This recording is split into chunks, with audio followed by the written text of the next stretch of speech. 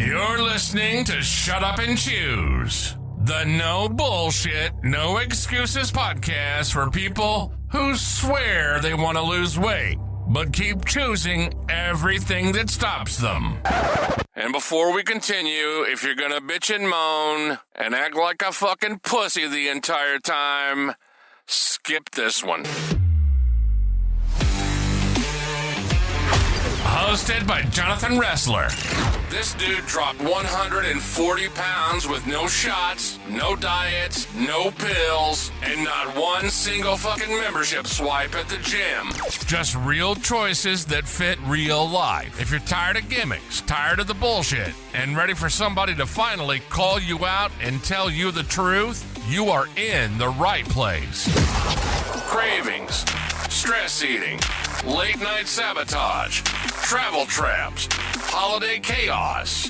This show punches all of that right in its fat face. Stop dieting, start choosing. This is Shut Up and Choose. Now, here's Jonathan.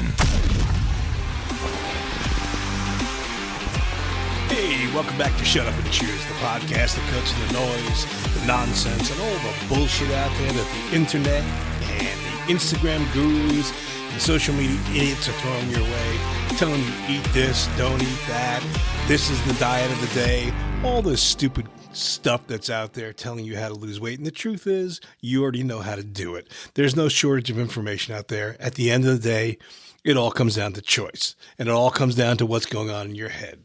So I want to say something that's probably going to upset a lot of people. You're not failing your diet. Your brain is rejecting it. So every time you cut calories hard, you add more training, or when you're already tired and exhausted, and then you try to push through hunger by force, your brain registers instability. It doesn't interpret what you're doing as a self-improvement. It sees it as disruption to survival. Your brain is a really important player in this weight loss thing. So the brain's primary responsibility is to keep you alive. I mean, that's pretty obvious. It's not concerned with the aesthetics or timelines. When energy intake drops quickly and your stress increases, the nervous system reads scarcity. And scarcity has always meant danger. When danger is detected, your body shifts into protection mode. And when protection activates, your preferences become completely irrelevant. Your hunger will increase because your system wants the fuel restored, and energy output suddenly decreases because conservation improves your survival odds. Thoughts about food become more intrusive because attention needs to move toward resources. These responses feel like cravings and weakness, but they're not. They're regulation. Most people misunderstand that moment because they assume that when motivation fades or overeating happens, all that happened was they lacked discipline. But what actually happened is a shitload more predictable. A surface-level decision ran into a deeply wired survival response. And at the end of the day, the deeper system won. That's why the beginning of a new diet plan often feels controlled and focused because novelty carries you and your determination is really high. The physiological alarm hasn't fully registered the change yet. And as the deficit continues and sleep shortens and daily stress accumulates, the body recalibrates and the nervous system begins to treat the pattern as an ongoing deprivation. So your food thoughts become louder and your restraint becomes heavier and your emotional bandwidth shrinks. Eventually, the restriction collapses. The rebound feels personal. It feels like some kind of flaw, like you fucked up. But guess what? It's not a flaw. It's a protective correction. If previous attempts at weight loss ended in exhaustion and ultimately regaining the weight, your brain stores that history. It remembers. Those repeated cycles of restriction followed by collapse teach your nervous system that aggressive change leads to instability. With that learning in place, your resistance starts earlier the next time, and your body adapts to the pattern that you've shown it. You can't repeatedly signal famine conditions and expect relaxed fat loss. You can't combine high stress, low sleep, and heavy restriction and assume that your body and that your systems will just stay calm. Your body is designed to defend against perceived threats. And until you account for that, you'll keep misreading the protection as sabotage. So the issue isn't character. The issue is that the strategy itself feels unsafe to the system running underneath your conscious goals. As long as your approach feels like danger, the brain is going to intervene, and it's going to do it every single time. Your brain is the most important part of weight loss. So I get it. You believe that maybe you lack discipline. That's the story that you've been telling yourself for years. It's what I told myself. If I was just stronger or more focused or more committed, I could finally stick to the plan. If I had more willpower, I wouldn't break at night. If I was serious enough, I wouldn't regain the weight. And I have to be honest, that explanation feels logical, but it's also dead fucking wrong. You're trying to override survival wiring with motivation. Motivation is a conscious state, but survival wiring is automatic. One sits in the front of your brain and talks about goals and all this stupid shit. The other runs in the background and monitors threat. When those two systems disagree, the background system wins every time. Your brain's job is survival, period.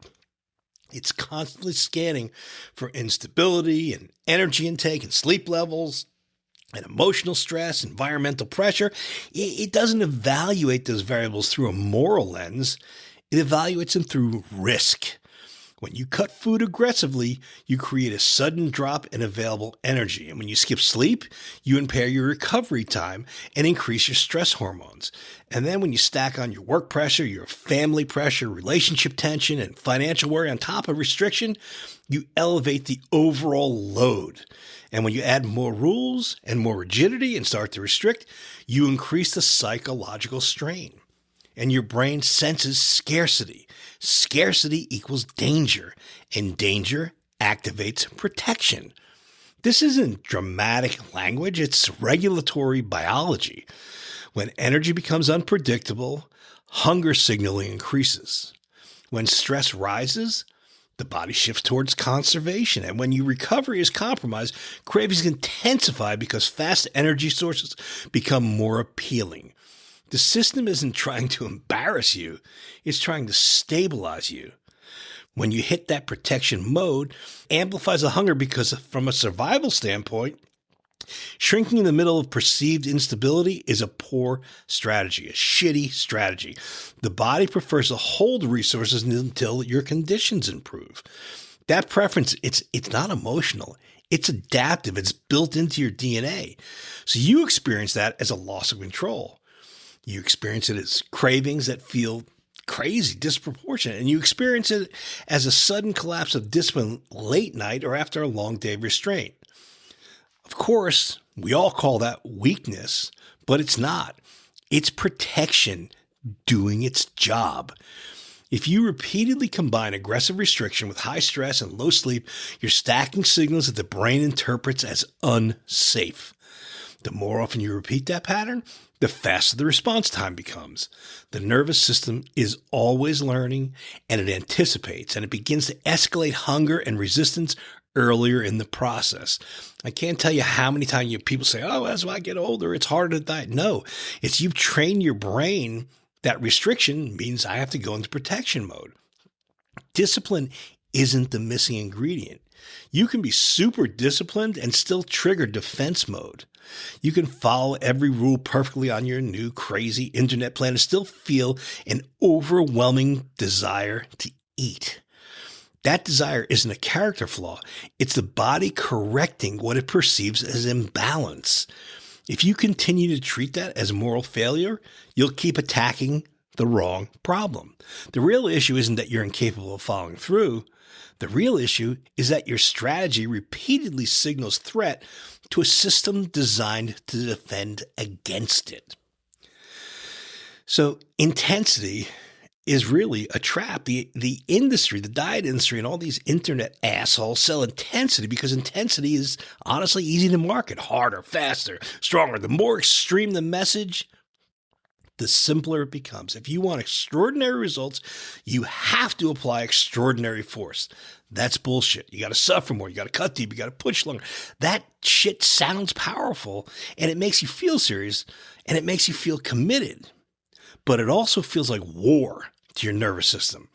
Intensity creates dramatic shifts, large calorie cuts, aggressive cardio, strict and stupid rules, total elimination of food groups, rapid changes in your routine. And from a marketing standpoint, that looks like you're being decisive, like you're really doing something. But from a biological standpoint, it looks unstable.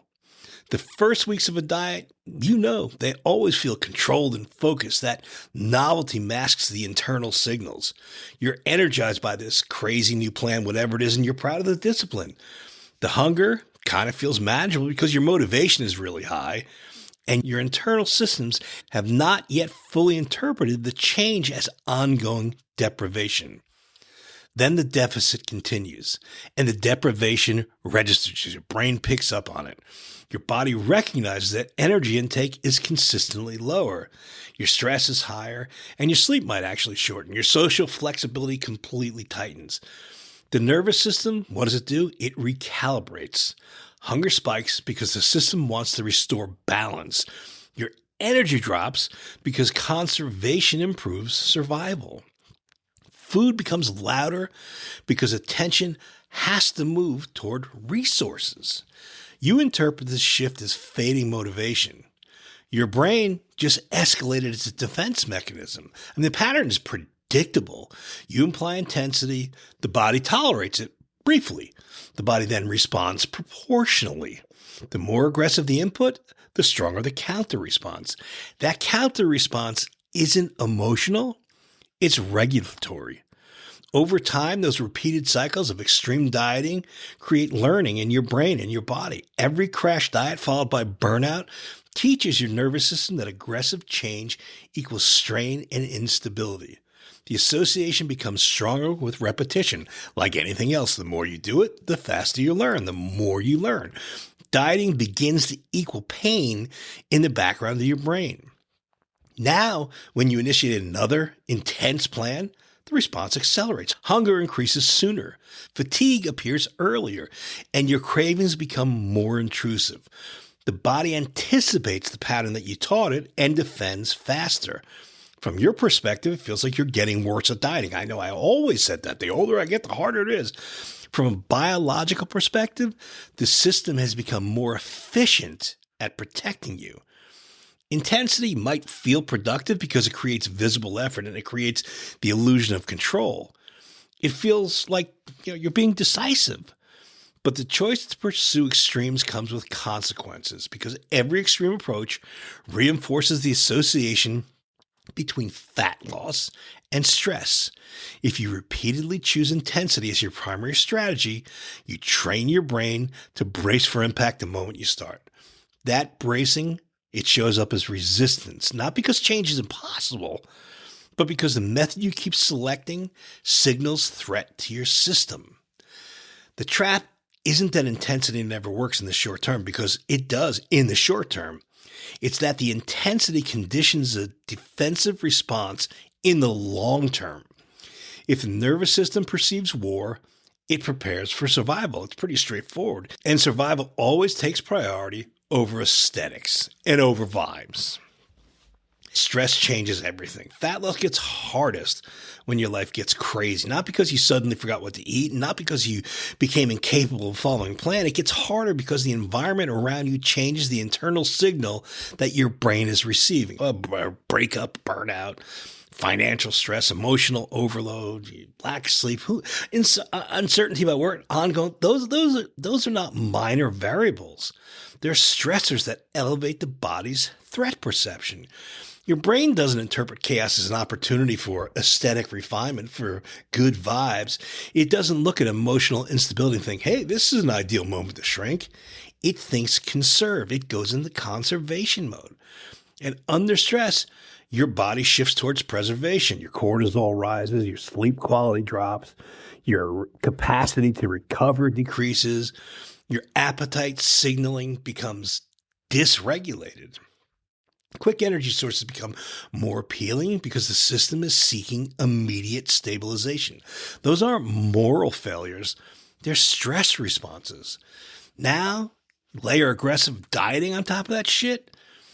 It's crazy. You restrict harder because you feel out of control in other areas. So you try to tighten food to regain structure.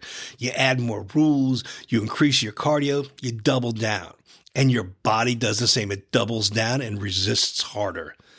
The nervous system is already operating under full load. It's already bracing. And when you introduce additional restriction, it doesn't see discipline. It sees compounded instability. Your hunger intensifies. Your cravings feel urgent. Your fat loss slows down. The more pressure you apply, the more resistance you encounter every single time. That's physiological. You can't control that.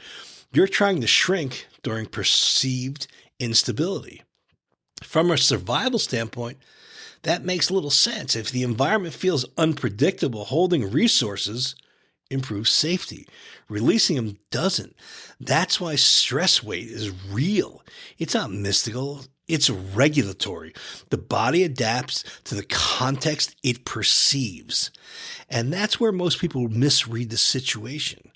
They assume they need to push harder during stressful seasons. They assume that tightening your control over food is going to counteract the chaos elsewhere.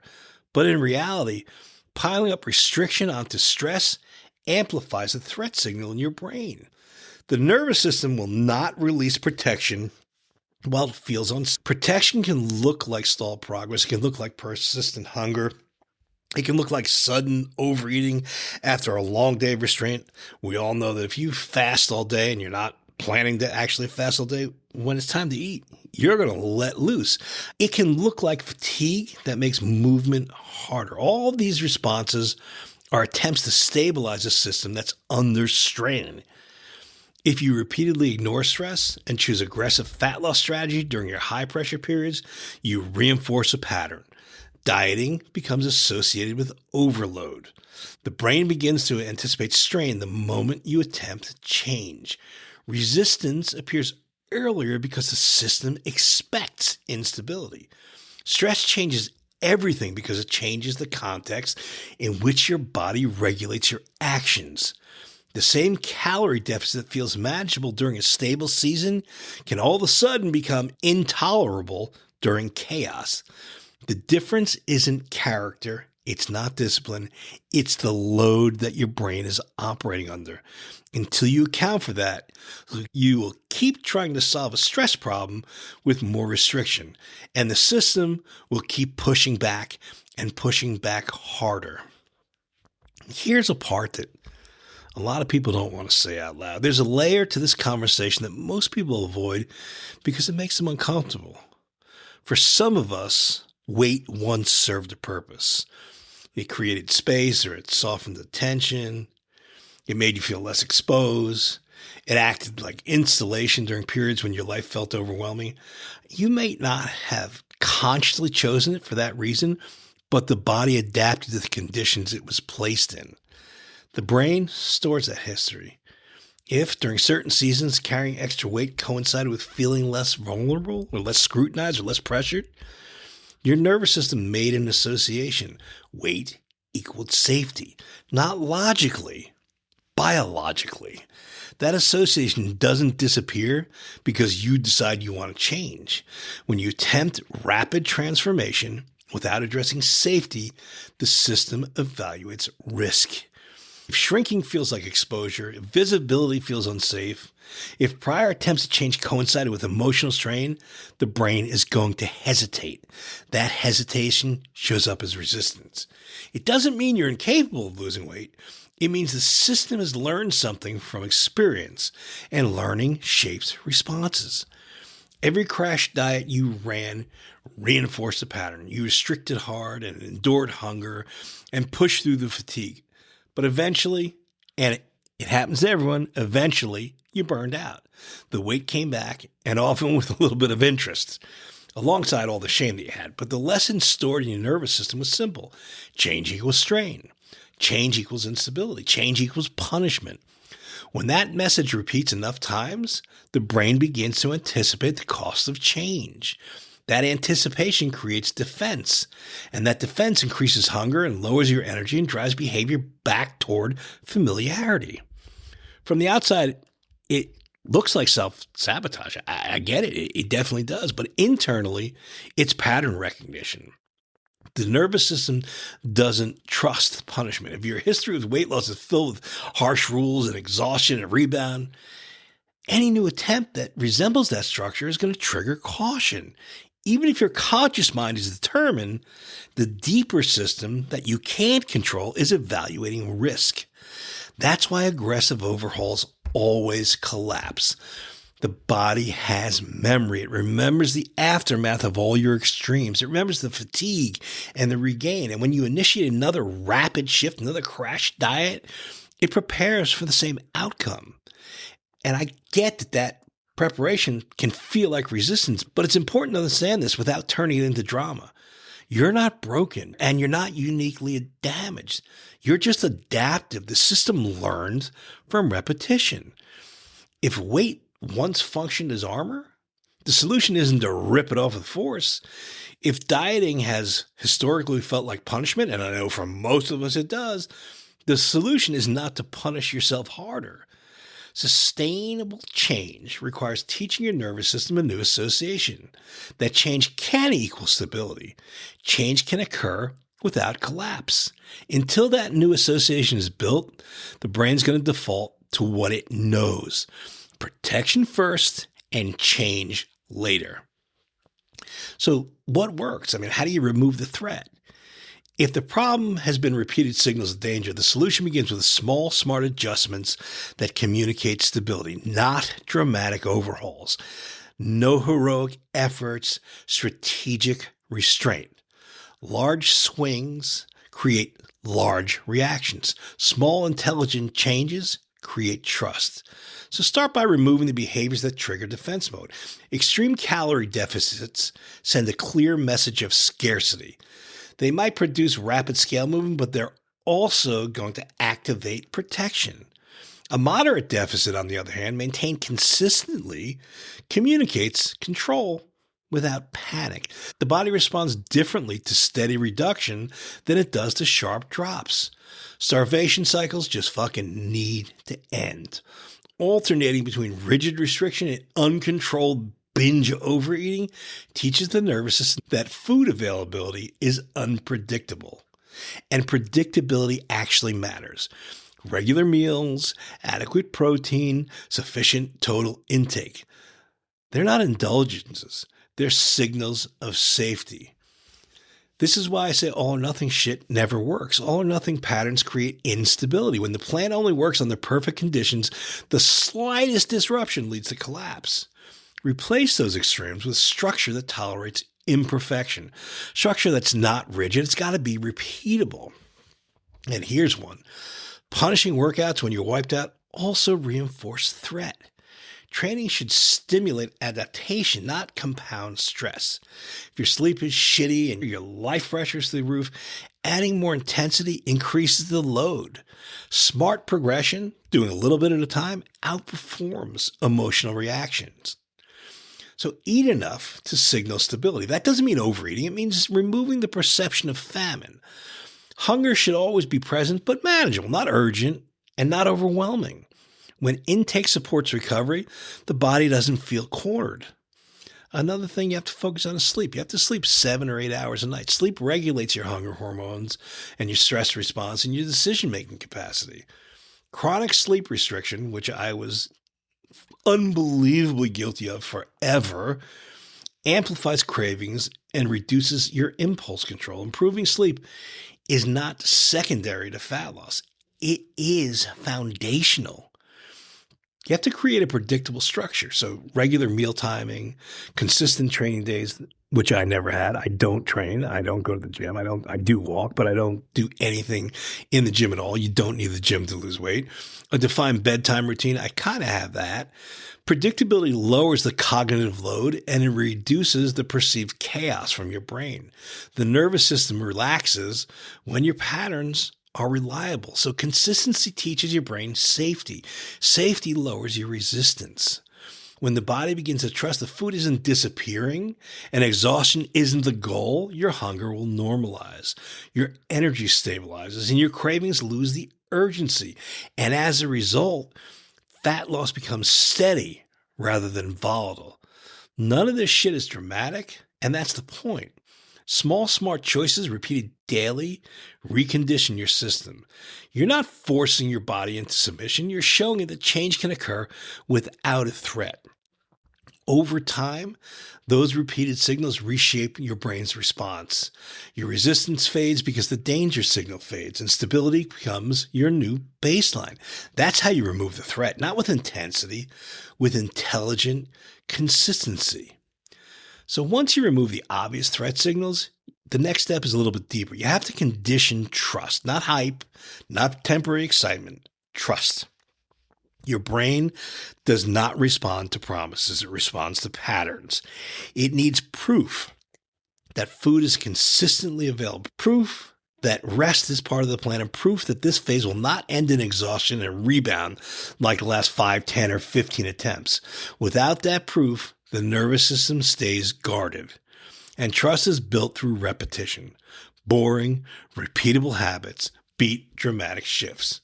So eat similar foods most days. I ate pretty much the same stuff on repeat for weeks at a time. I'm not saying I ate the same breakfast, lunch, and dinner, but I had a small group of meals that I ate, and my body knew what to expect. And don't do that because variety is bad, because I just said it's not, but predictability reduces your brain's perceived risk. So a moderate deficit that you can sustain for months teaches your body that energy intake is controlled and not chaotic. So if you're one of those people that goes, I'm going to have 1,000 calorie restriction a day, it's ridiculous. There's no way you can keep that up. You might be able to maintain it for a week or 2 or 3, but over time, over the long haul, you're not going to be able to control that, and your body is going to fight back. If you're going to do strength training, do it with intention. Training should challenge the body without overwhelming it. Can't tell you how many times I was going to start a new gym routine and I went to the gym and I was so sore I couldn't move for 2 days. Movement should enhance regulation, not compound stress. And when your workout leaves you wiped out for days, the message is strain. When they leave you stimulated but still functional, the message is adaptation. Here's one that I've worked hard on, and that's to lower your life chaos before cutting harder. If work is fucked up or your sleep is shitty and your relationship is tense, pushing into a deeper deficit almost never works. Your nervous system evaluates the total load, not the isolated variable. So reducing the background stress creates the capacity for change. Conditioning trust also means eliminating the patterns of sudden overcorrection. So no more punishing yourself after a high-calorie day. Just accept it. Just accept it and move on. No more doubling cardio out of guilt. Those reactions reinforce instability. Stability is the objective here. So over time, as your body experiences consistent intake and adequate sleep and structured movement and the absence of punishment, something shifts. Hunger becomes more predictable. Cravings lose their edge. Emotional reactivity around food decreases. Your system relaxes because it no longer anticipates crisis. When your nervous system trusts the process, your urges soften, they go away, and progress becomes steady. So it may not be dramatic, and it may not be fast enough for social media, but it becomes durable and sustainable. You stop oscillating between control and collapse, and you stop fearing regain because you're no longer operating on extremes. That is conditioning, not motivation. Motivation fluctuates with mood and circumstances in your environment. Conditioning reshapes responses through repetition, and every stable day reinforces the message that change doesn't equal a threat. And every week of consistent behavior strengthens that association. So eventually the new pattern becomes the default, not because you forced it, but because you trained it. Trust is earned through evidence. Give your brain enough evidence and it will cooperate. So look, you don't need more willpower. If willpower were the answer, you'd already be done. We would have been done years ago. You've proven you can be disciplined for days or even a couple of weeks. I mean, you've proven that you can tolerate hunger, and you've proven that you can follow the rules. The issue has never been effort. The issue has been the strategy. We all keep selecting plans that feel like fucking punishment. Severe restriction, crazy-ass rules, emotional self-attack when you slip. That approach creates internal friction. Your nervous system reads it as strain, and when strain builds, the system automatically pushes back.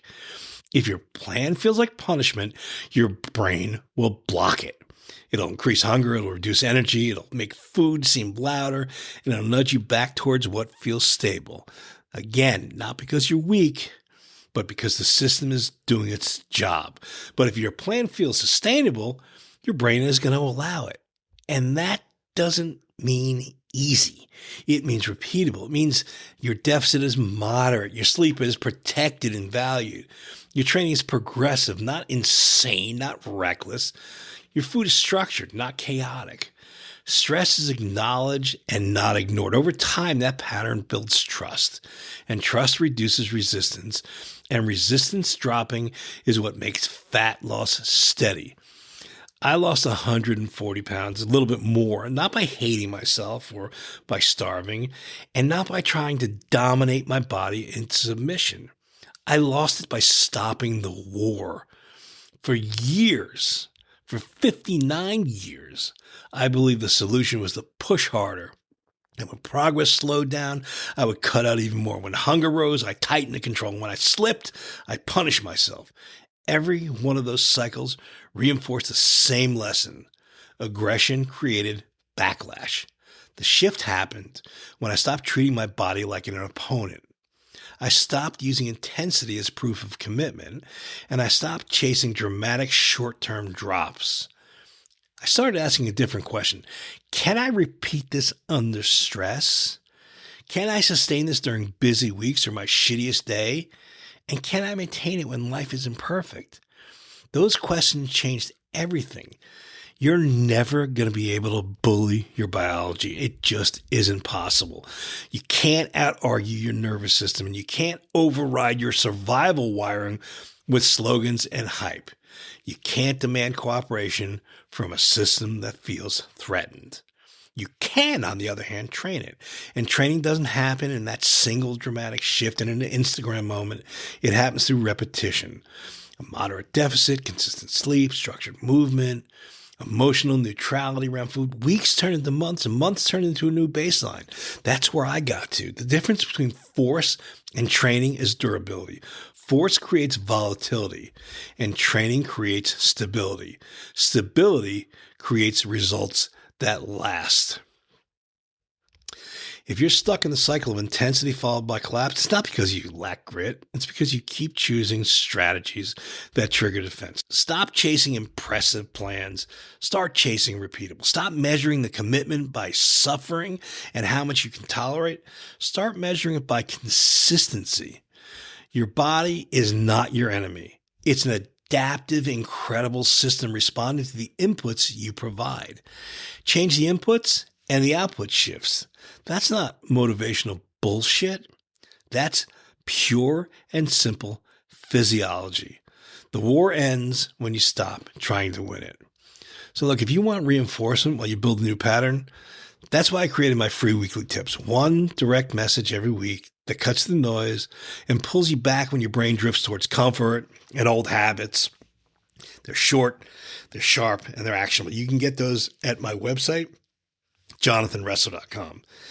If you want the full philosophy behind everything you heard here today, read my book. Same name, Shut Up and Choose. It explains how behavior shapes identity when motivation keeps collapsing and how to build patterns that hold up under pressure. It's not a diet plan. It's a framework for permanent change. You can get that on Amazon. We're an Amazon bestseller. Great reviews for the book. If you're finished guessing and want someone to strip this shit down to what actually matters in your life, that's what my one-on-one work is for. We remove the threat signals and we build a structure that fits your schedule. We create daily actions that you can repeat until they become who you are. It's direct, it's honest, and it requires some effort. And it works because it replaces chaos with controlled pattern. If you're ready for that level of accountability, and I promise you it's not easy, and I'm not going to coddle you, I'm not going to kiss your ass and tell you, oh, you're doing such good. I'm going to tell you when you fuck up. If you're ready for that level of accountability, reach out to me directly. My email, it's jr@jonathanrussell.com. I look at every one. I read every email myself. I don't have an assistant. There's no scripts. There's just a real conversation about where you are and where you want to go. So at the end of the day, transformation doesn't come from learning more. It comes from executing differently, from repeating smarter patterns until they become automatic. So you take the first step when you stop fighting yourself and you finally shut up and choose. Thanks for listening to Shut Up and Choose. If today's episode slapped you with some truth, good. That means it worked, and you've dropped the pussy attitude. Make sure to like, rate, and review. And connect with Jonathan on Instagram at Jonathan Wrestler Fat Loss, on YouTube at Jonathan Wrestler, and online at jonathanwrestler.com. No diets, no gimmicks, no excuses, no bullshit. Just smarter choices, starting the second you hit stop on this episode. Shut up and choose. Now, go make a better fucking choice.